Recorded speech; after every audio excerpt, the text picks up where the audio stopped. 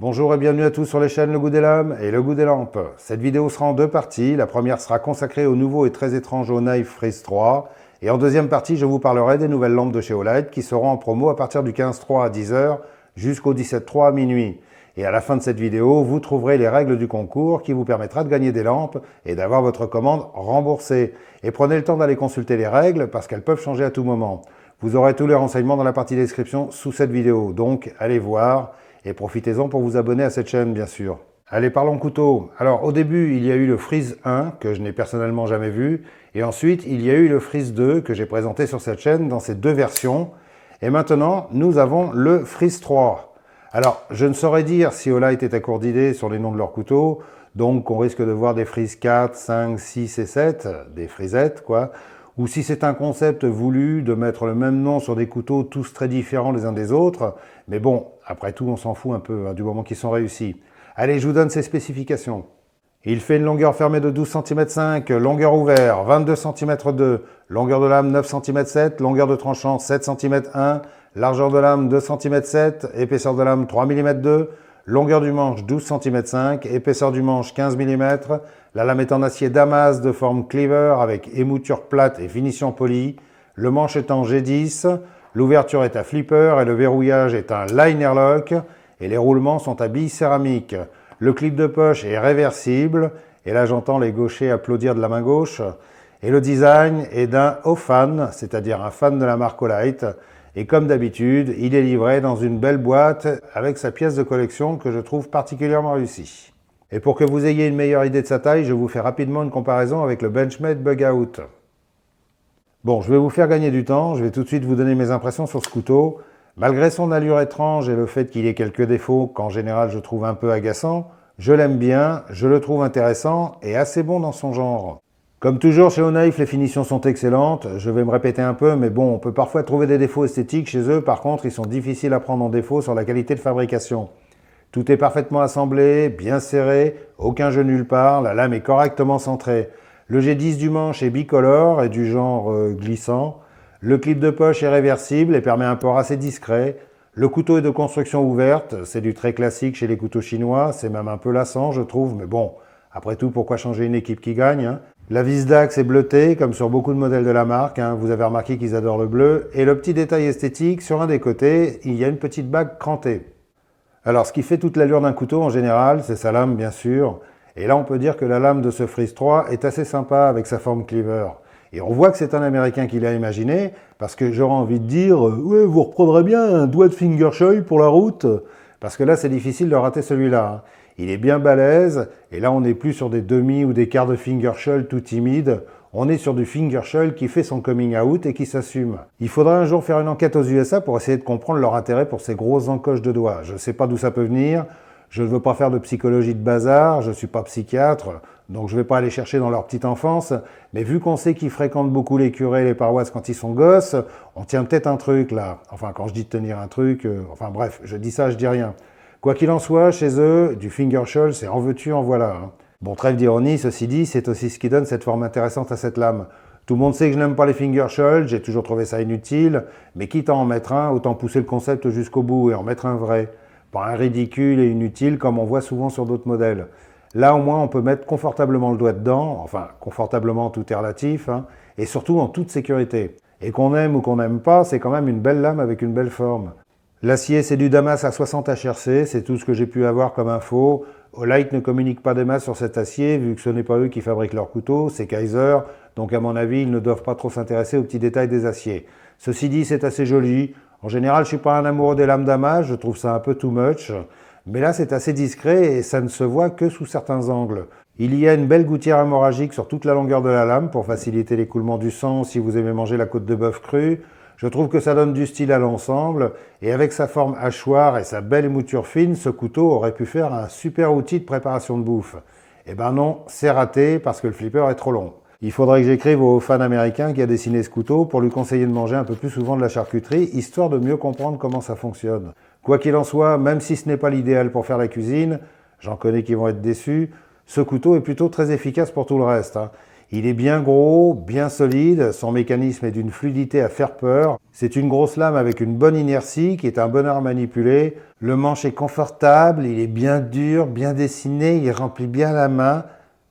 Le manche est confortable, bien dessiné, il remplit bien la main. Quand on serre fort le manche, le clip se sent un peu, il mériterait d'être un peu plus plat. Mais ce que j'apprécie particulièrement, c'est que pour une fois, Onknife a évité de mettre une encoche trop profonde pour actionner le liner lock. J'espère qu'enfin, ils vont décider d'arrêter ces découpes disgracieuses dans les manches qui ne servent à rien. La preuve, dans celui-ci, il n'y en a quasiment pas et ça fonctionne très bien.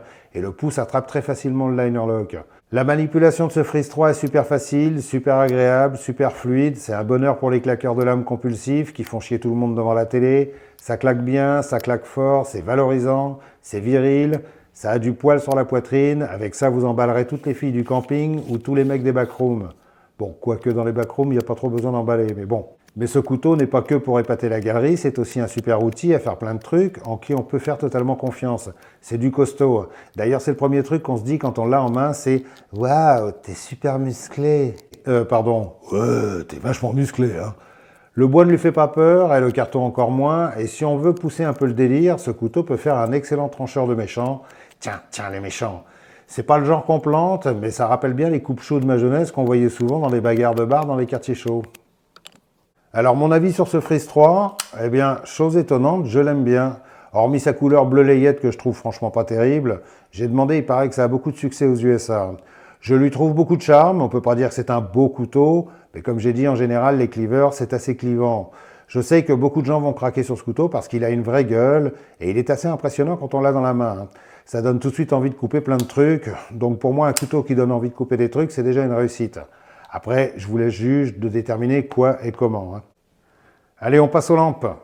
Alors, une nouveauté que j'ai à vous montrer, c'est la Arcfeld UV. UV pour ultraviolet. Bon, la Arcfeld, je l'avais déjà présentée à sa sortie il y a quelques mois. C'est une lampe EDC très sympa, qui fait 1000 lumens et qui a une fonction pointeur laser très pratique pour les aventuriers des salles des réunions et des démonstrations PowerPoint ou les architectes qui viennent constater les malfaçons sur leur chantier. C'est un exemple. Et la Olight nous sort une nouvelle version qui fait toujours 1000 lumens, mais avec cette fois une LED à ultraviolet à la place du laser. Alors, les ultraviolets, c'est quoi ? Eh bien, rappelez-vous, c'est ce qui vous permettait d'emballer les filles en boîte de nuit, en dansant le slow ou le disco dans les années 80. À l'époque, on appelait ça la lumière noire. Mais bon, ça c'était avant que la culture woke arrive, parce que maintenant, on ne doit plus dire lumière noire, on doit dire lumière de couleur ou UV. Allez, restons sérieux. Monsieur Wikipédia a dit le rayonnement ultraviolet, également appelé lumière noire parce que généralement invisible à l'œil nu, est un rayonnement électromagnétique de longueur d'onde inférieure à celle de la lumière visible, mais supérieure à celle des rayons X. Les rayons UV ne peuvent être observés qu'indirectement, soit par la fluorescence, soit à l'aide de détecteurs spécialisés. Donc concrètement, les UV, c'est très utile. C'est bon pour la santé parce que ça apporte de la vitamine D, ça détruit les germes, ça guérit de l'herpès et du coronavirus, ça soigne le cancer, ça guérit de l'impuissance et ça empêche d'attraper des maladies vénériennes, ça redonne la foi et ça ouvre la voie de la rédemption, ça accélère le durcissement de certaines colles et ça accélère le séchage des vernis à ongles. Donc les mains délicates et bien manucurées vont apprécier. Et bien sûr, ça sert aussi à détecter les faux billets, à désinfecter la cuvette des WC avant de s'asseoir, ou comme la série américaine Les Experts en Seine-Saint-Denis, pour voir s'il reste des traces de sang dans la baignoire après avoir égorgé un mouton, ou voir si le chien a pissé sur le tapis de mémé, ou le contraire, c'est-à-dire si mémé a pissé sur le tapis du chien. Bon, ok, j'exagère peut-être un peu, mais à peine. Les lampes UV sont utilisées dans beaucoup d'applications. Par exemple, si vous voulez contrôler si votre femme de ménage travaille correctement, c'est un excellent révélateur de saleté. Alors, le fonctionnement est très simple. Il y a une petite bague rotative à deux positions qui permet de sélectionner soit les UV, soit l'éclairage normal. En éclairage normal, il y a 5 modes, Moon, Low, Medium, High et Turbo, plus un strobe. Pour allumer, on fait un appui bref sur le bouton principal. La lampe a une mémoire, donc elle s'allumera sur le mode où vous l'avez éteinte, sauf le strobe et le turbo. Et en laissant le bouton enfoncé, on fait défiler les différentes puissances. Low, medium, high, low, medium, high, low, medium, high. Pour avoir le turbo, on fait 2 appuis brefs, et pour avoir le strobe, 3 appuis brefs. Et lampe éteinte, si on veut le mode moon, on fait un appui long. Voilà. C'est très simple et c'est le même fonctionnement que toutes les lampes Olight. C'est ergonomique, très facile à utiliser et surtout d'excellente qualité. Et quand la lampe est allumée sur un mode, on peut basculer d'un mode à l'autre comme ça tout en laissant la lampe allumée. Voilà. Hop, hop, hop, hop, c'est carrément pas mal. Si on compare cette nouvelle Arcfeld à l'ancienne, on peut voir qu'il y a eu quelques modifications, comme par exemple l'épaisseur qui a été réduite au niveau du cul, ce qui rend la lampe encore plus plate, et l'utilisation d'un clip de poche bidirectionnel qui va permettre de l'accrocher sur le bord d'une casquette pour nettoyer les toilettes ou autre chose. Et sur le côté, ils ont ajouté quelques cannelures pour la rendre moins glissante. J'aimais déjà bien l'ancienne, j'en ai une en permanence dans mon sac, j'aime beaucoup le principe des lampes plates comme ça et je pense qu'Olight devrait creuser un peu plus sur cette forme. C'est super pratique dans une poche ou une trousse d'essai. Et petit détail que j'apprécie, c'est que cette fois, ils m'ont envoyé une version en couleur blanc neutre, c'est-à-dire neutral white, au lieu de blanc froid. Et je trouve ça plutôt cool. Pas white, hein. Cool. Bref. Merci pour les yeux. Une autre nouveauté qui n'en est pas vraiment une, mais qui l'est quand même, c'est la Baton 3 Pro Max en version alliage de magnésium couleur tan. L'alliage de magnésium est un matériau plus léger que l'aluminium et qui dissipe mieux la chaleur. Et effectivement, quand on a la lampe dans la main, on sent bien la différence de poids. Celle-ci fait 136 grammes alors que le modèle de base fait 149 grammes. Bon, vous me direz que c'est pas énorme non plus, mais ça se sent quand même bien dans la poche. Hein. Alors, cette lampe est sortie tout récemment, j'ai fait une revue complète à sa sortie, je vous mettrai un lien dans la partie description. Mais pour rappel, elle fait 2500 lumens avec une autonomie maximum de 60 jours.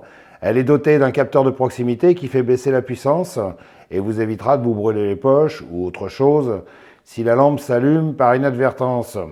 En plus, il a été amélioré parce qu'on ne le voit plus du tout, il a complètement disparu de l'optique. C'est pas mal du tout. Le fonctionnement est très simple, c'est comme la Arcfeld, un appui bref pour allumer la lampe, et en laissant enfoncer, on fait défiler les différents modes, low, medium, high, low, medium, high. Le turbo s'obtient avec un double clic, et le strobe, un triple clic. Et pour avoir le moon, on fait un appui long. Voilà. Personnellement, j'aime beaucoup cette Baton 3 Pro Max parce qu'elle se situe exactement entre la gamme des Seeker 3 et la Baton 3 Pro. C'est pour moi le format idéal entre la petite lampe de poche et la grosse lampe de domicile. Je la recommande, elle est vraiment excellente et très facile d'utilisation pour toute la famille et très sécurisante avec son capteur de proximité qui évitera un drame. Hein. Si un de vos gosses s'amuse avec et la laisse allumer à fond la caisse sur la moquette, voilà, ça peut vous sauver la baraque. Dans les autres petites nouveautés rigolotes, on a un nouveau sling. Alors le sling, c'est un genre de préservatif en latex qui se met sur les hauts bulbes et qui permet de vous l'accrocher au cou ou à celui de votre femme ou de l'accrocher au rétro de la voiture ou sous le parasol. Il en existe plusieurs modèles. Celui-ci est aux couleurs du printemps, c'est sympa et c'est très pratique.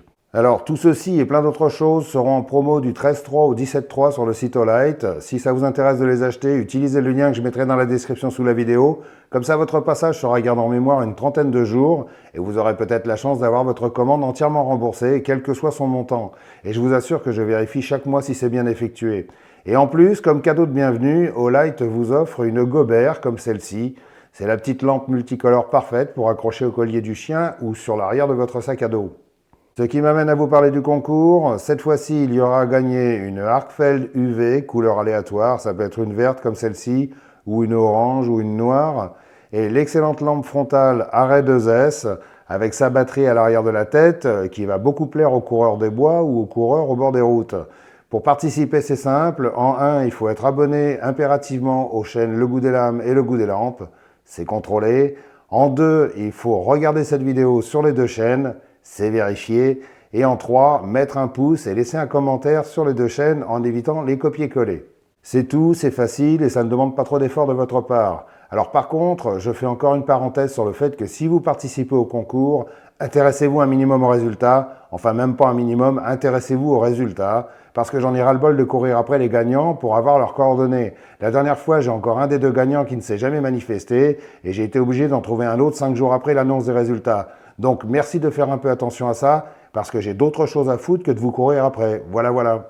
Sinon, ce concours s'arrêtera en même temps que la vente Olight et les résultats seront donnés 2 jours après sur la chaîne et sur Instagram. Voilà, je vous remercie d'avoir regardé, je vous souhaite bonne chance pour le concours et je vous dis à bientôt. Restez dans la lumière, salut!